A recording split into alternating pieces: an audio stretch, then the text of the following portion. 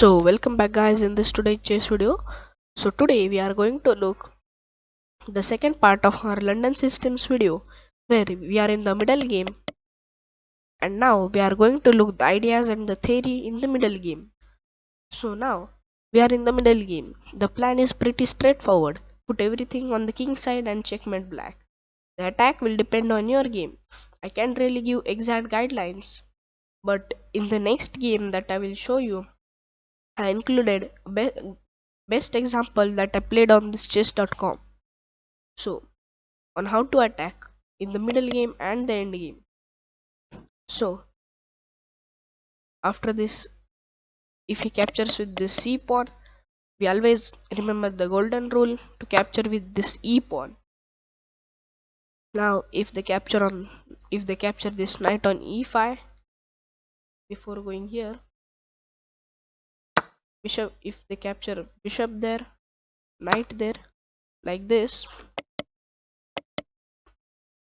you always capture with this f pawn.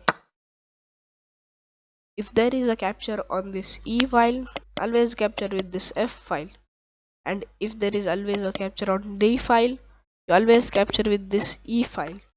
As you can see, we have captured here, here also. So as you can see, if they go knight d7, putting more pressure here like this. So this is a fantastic position for white. The white pieces are coming flying in. You have two bishops, and now the plan is straightforward. You can go queen h5 and threaten this mate. You can really go knight f3 and knight g5, taking this pawn with a check. And also you have, after bishop there, you have this g4 and g5 pushes, which will attack this king, and you can really long castle so that your king will not be in the open. So this was some middle game theory. Let us look a brutal example where I will show you how to attack that I played in on the chess.com. So this is the game where I was with this white pieces and the opponent on the chess.com with the black pieces. So I started off with the d4, d5, bishop f4, c5. Started to attack on the first move right here. So e3, I defended my, this is called as accelerated London, and if you go first knight f3 and then bishop there, it's called as the hyper accelerated London. It is the Stenian's counter gambit, and on the next move we are ready to make a pyramid like this. After this move e6 came, c3, I built my pyramid. Knight c6, black developed the knight. Knight d2, I developed my queen knight first. h6, and pointless move because I will not really go here and attack your queen, so really pointless move. After this move came knight gf3, knight f6, bishop d3,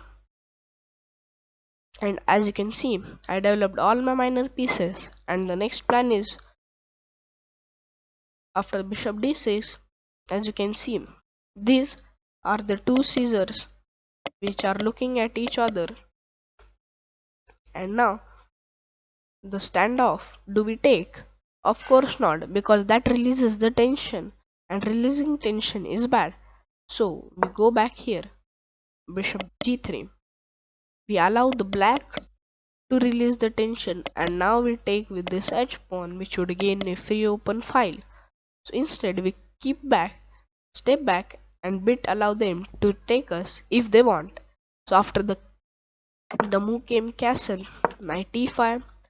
So knight e5 is the key move, occupying the center, and after the queen c7, the knight is attacked thrice, as you can see, with this battery of this bishop and the queen, with this knight as well. So there are three attackers where there are only two defenders. So now what is the next plan? Yes, we finally built this stone wall which completes this pyramid, and transposes this pyramid into a stone wall like this, as you can see. After this move, f4, which beautifully makes us and goes into a stone wall because we prevented the move e5 like this by keeping our knight middle. So now black's light squared bishop stays blocked in and will most likely to be a dead piece for black the whole game. White, while all of the white pieces are very happy. And after the move came a6, maybe black is going to try and undermine this white's queenside pawn chain. After bishop h4, I reposition this bishop, getting ready to swap off the knight that protects the black king. So now the move came bishop e7, g4. Now I started my attack to go here and push this pawn somewhat. I'll really not push this pawn because it will remove one of the defender of this knight, and it will also distract the position or the pawn structure of the stone wall. So here comes this move c captures d4 and the golden rule. If there is a capture on this file, you always capture with this e file like this. And the next move came knight h7, asking a trade for this knight, but a really bad move because black was clearly intending to defend. But the worst defensive moves are the ones that go back into passivity. So like this, the knight on ream is dim. This was the proverb that I used in the game. After this move came bishop captures e7, queen captures e7, knight d goes on f3, bringing in another piece and getting ready to push more pawns. Rook d8, h4, g6, bishop c2, and the next plan is to attack along this diagonal. Knight a5, queen d3, knight f8. Black keeps doing passive defense and it's hurting him. h5 and f5. Finally, he tried to close the diagonal of our queen and bishop battery diagonal. So, but it's too late. After this h captures g6, I got the pawn and I'm ready to utilize my rooks. Knight c4 and long castle. Here, as you can see, this knight was attacking my b2 pawn, and instead of defending with this rook, I simply castled on the long side, as you can see. So after he attacked my b2 pawn, I castled, protecting the b2 pawn and bringing the other rook into the action or the attack like this. Bishop d7, all of the blacks play just too slow. Rook captures h6, bishop b5, knight captures c4, removing his best piece, which was this knight on the c4. Bishop captures c4, attacking my queen. I removed my queen from the d file, the d3, and put on the d2. Queen g7, rook d h1. Instead of removing this rook anywhere, I just made battery of rooks protecting each other like this. Knight captures g6. Yes, he thought that it will defend this, but I have this g captures f6, and after e captures f6, which happened in the game, I have bishop captures f5, attacking this knight and ready to give this check and skewer this. So there is no threat on these rooks when these are doubled or they have the battery. But here black blundered, and as you can see, instead of going king anywhere like this, which was the best move, or you don't have to move the king. Yes, there is a double pressure like this.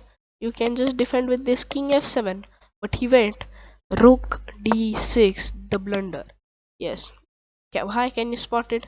Which leaves this rook undefended, and after this bishop captures g1, queen captures g1, or rook captures g1. Yes, like this, which happened in the game. Now we have rook h8 check. instead of taking with this queen like this, he went king f7, another blunder. Yes, can you spot it why?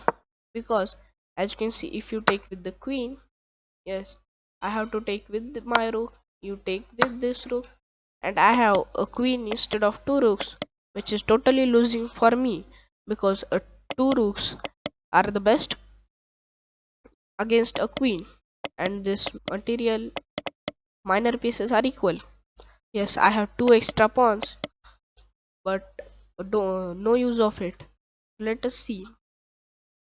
After this move, what happened was, after this king f7, I played knight e5 check, king f6, rook captures 8. Finally, the attack is materialized. And now he gave this check. I took with the rook.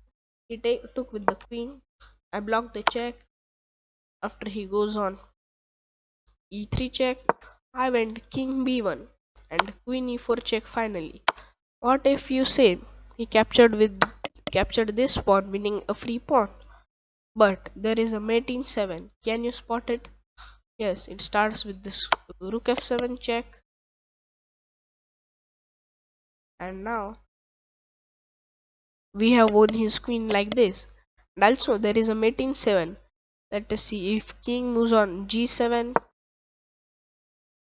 we have rook captures f4, bishop d3 check, queen captures d3.